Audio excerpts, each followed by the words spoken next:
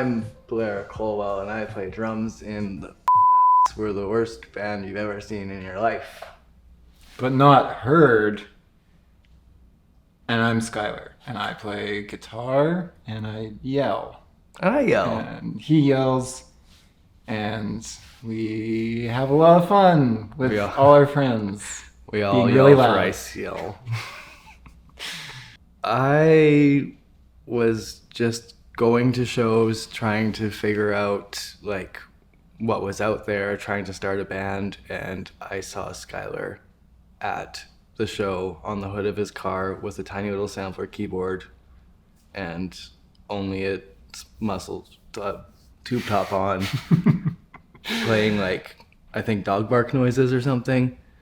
And then a little while later we tried jamming and it never stuck. And then a little while later we both had a mutual friend who we played with, right?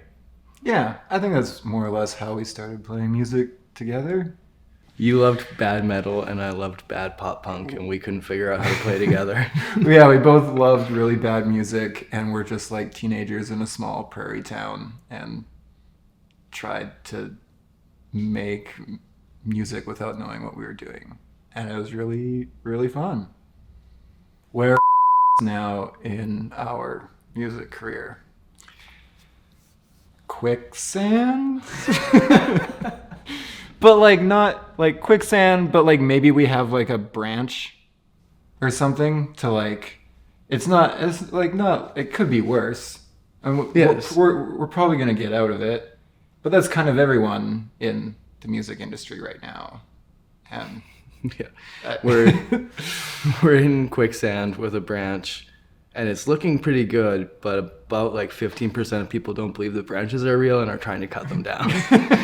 So that's where we're at. And I guess if you were to put it in realistic terms, we're still a band, and we're still playing, and we're writing and recording music. We aren't able to tour, which is unfortunate, but no one is really able to tour right now. And for us especially, that kind of sucks, because that was like 95% of what the band did. So now we just hang out at home together. Separate. Separate.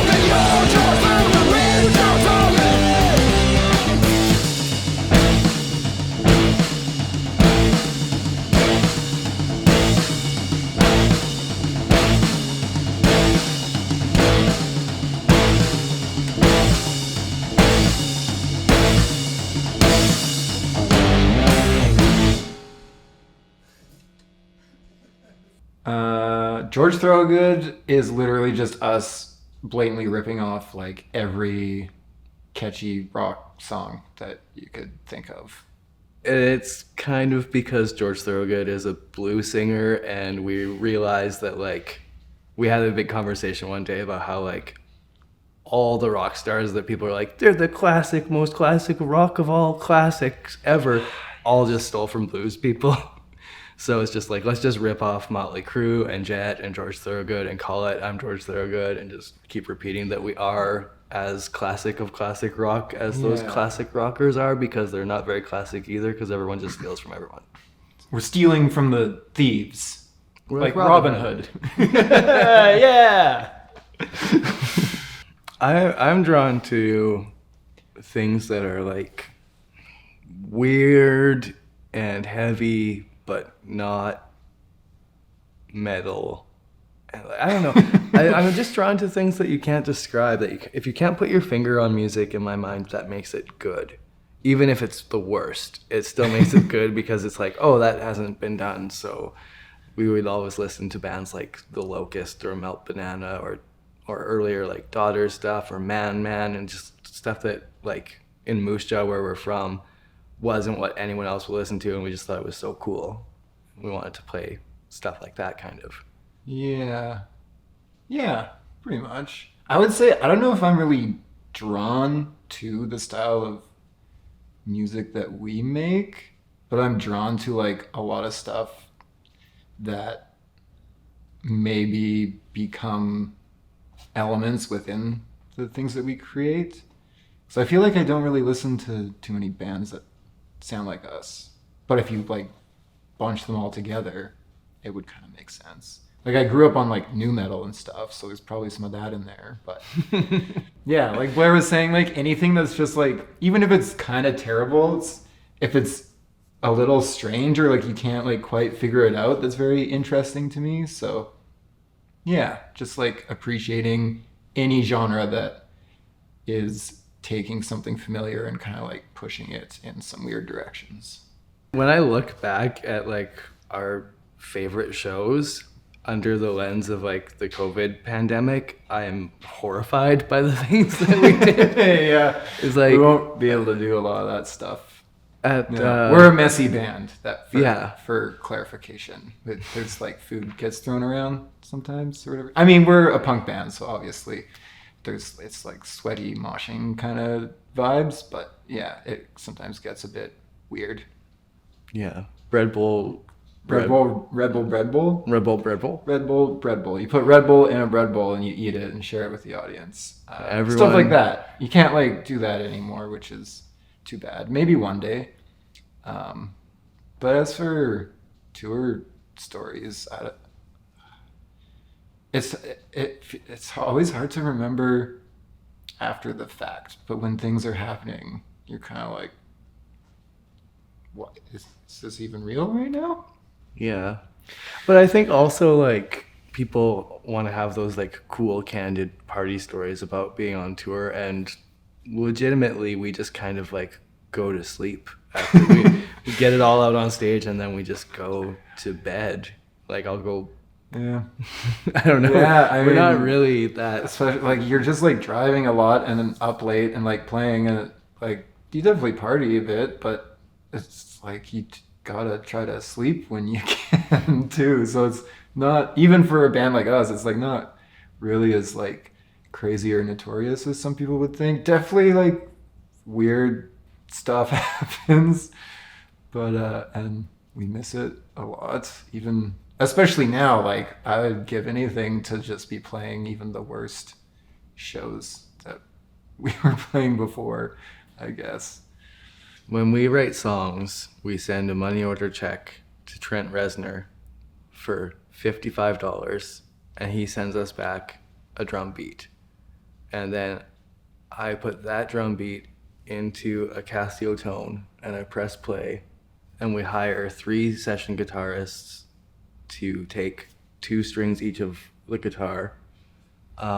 They compose. They don't get to pick the strings. They don't get to pick the strings. No. It's random from a hat.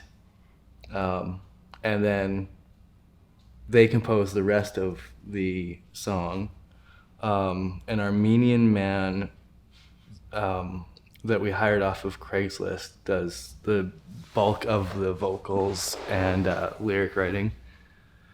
And then we just never pay him or anyone else. We just reap all the benefits, right? Yeah, I mean, you missed Plagiarism. the part about the dog, but that's kind of unimportant, Yeah. I think. That's the mixing. Yeah, that's Yeah. kind of behind the scenes. That's all in post, yeah. But yeah, that's more or less the process of creating songs for us, because we don't actually know how. So we really have to kind of farm everything out, and then essentially you don't have to do anything, and you get this like really amazing, diverse, creative. And it's all through blackmail, so it works perfectly. Yeah, blackmail helps a lot. Yeah.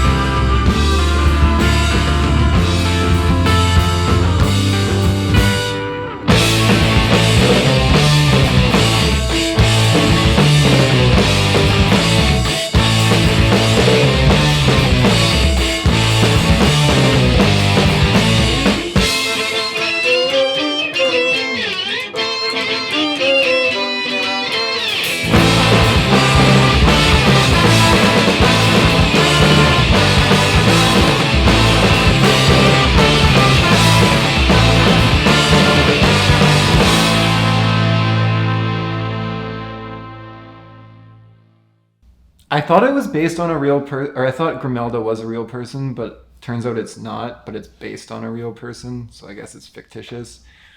But kind of loosely based on like 1920s kind of Prohibition era, when like jazz was getting really big, and it was kind of like the kind of underground punk music of the time.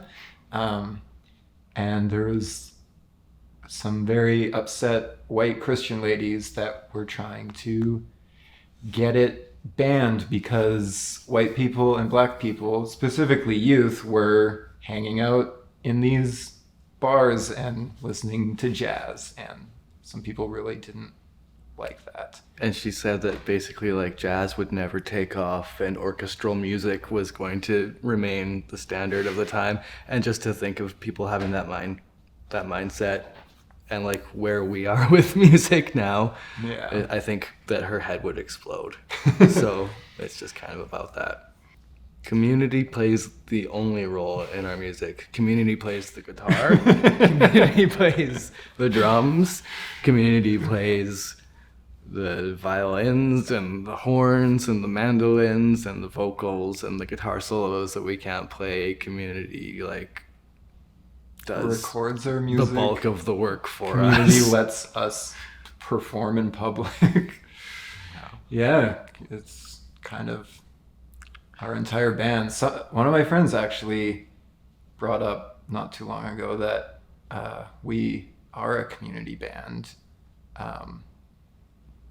which I guess just means, and we're definitely not the only one, especially in a smaller place like Saskatoon. There's no real like divides between genres or sounds, so it's kind of just somewhat one big melting pot. So there's a lot of like a whole community kind of crosses over as fans of like all these bands. So like if you're going out to a show or like one of our shows or like other bands as well, you're not, if you're going to see the metal band, it's not just like a bunch of metalheads are there. It's more so just like all the friendships and relationships between those people. Like we all like lots of different music, so we'll play with folk bands and hip-hop bands and whatever, rock bands or metal bands, and it's a lot of the same people that all know each other and all love all that kind of music. So yeah, and when we make things, like we recruit friends to do things that we can't do. We've got like Laura Beach and Respectful Child both have played violin on our albums. Megan Nash sings with us for some reason, even though we're probably dragging her career into the dirt. She has we like from Mortlack. Tour with friends who can sometimes do a little acoustic folk show on the side. We've got like Jeffrey will come and play all these extra instrumentation, and like Brody Moninger will come and play saxophone. It's just like, it is a communal effort. And I think that's something that we kind of realized like after recording our first few EPs and being like, this sounds weird. It can't capture the energy of the show. So it's just like, okay, bring the show into the studio and get like everyone going. And it's definitely a community band. Yeah. It also blurs the line between like performer and audience quite a bit at our shows.